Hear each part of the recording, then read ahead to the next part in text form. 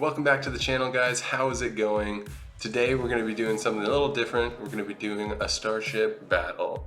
Yes, we're going to be talking about the X-Wing and the ARC 170, two of my favorite starfighters out there.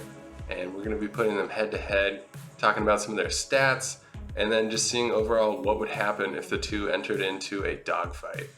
It's going to be interesting. X-Wing has long been the gleaming example of a perfect starfighter. However, in Episode 3, Revenge of the Sith, we got introduced to the ARC 170, flying alongside Anakin and Obi-Wan in the battle above Coruscant. Now, both of these starships are awesome. They look really cool, and you can kind of tell by the ARC 170 that it's kind of the precursor to the X-Wing, which is kind of cool, and awesome that they kind of took some design elements from that. But other than the S foils that open up on the starship and the guns mounted on the tips of the wings, that's about all the similarities.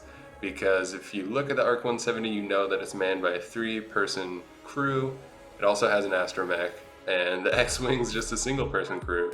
So a big difference there in terms of flight crew and also size, engines, other things.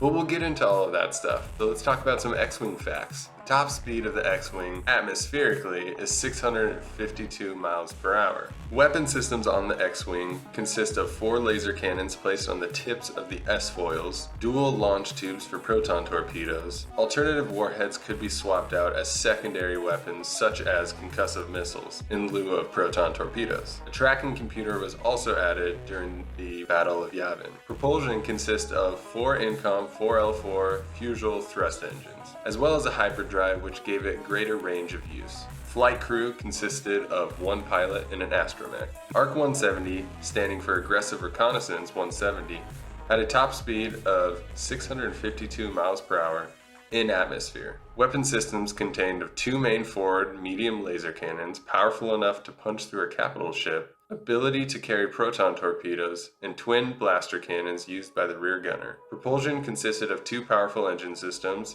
as well as a hyperdrive. Flight crew consisted of pilot and co-pilot, as well as a rear gunner and an astromech. What would happen if the two went head-to-head in a dogfight? First off, I think we gotta be honest here. The X-Wing would take the win. As much as I'm a prequel fan and I love the clones and their various military ships, the X-Wing is just way too versatile of a starfighter, where the ARC 170 is much more of an assault bomber. I don't think that it would be the easiest of fights for an X-Wing pilot, and if we're putting a crew of experienced clone pilots in a single X-Wing with a rebel pilot, the clones are going to have an edge in terms of skill. They have greater experience, but however, I think eventually the X-Wing would be able to dance around the ARC 170, enough to get a clean lock with its proton torpedoes and blow it out of the sky. While the X-Wing was an instrumental part of the Rebels' campaign against the Empire, it wouldn't be what it was without the ARC 170.